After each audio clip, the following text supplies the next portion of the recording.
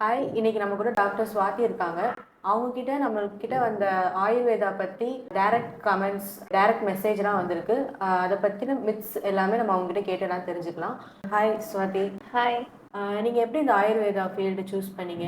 நார்மலாக எல்லாருக்குமே வந்து டாக்டர் ஆகணுன்றது ஒரு ஆம்பிஷன் இருக்கும் இல்லையா? ஸோ அந்த மாதிரி தான் எனக்குமே இருந்தது. ஸோ அப்போது எந்த ஃபீல்டு சூஸ் பண்ணலான்னும்பொழுது நம்மளோட மெயின் டார்கெட் பேஷண்ட்ஸை நம்ம வந்து நல்லபடியாக க்யூர் பண்ணுறோம்.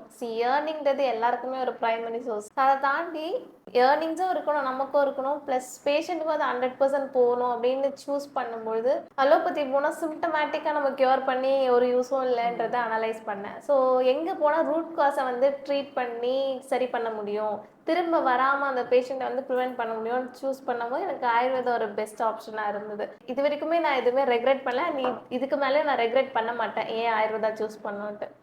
அண்ட் ஏன் அக்யூபஞ்சர் அடுத்து எப்படி பண்ணேன் அப்படின்னா, ஆயுர்வேத ஸ்லோ அப்படின்னு சொல்கிறாங்க இல்லையா, கொஞ்சம் ஃபாஸ்டராக பண்ணலாமே அப்படின்னால நான் அக்யூபஞ்சர் கூட படித்தேன்.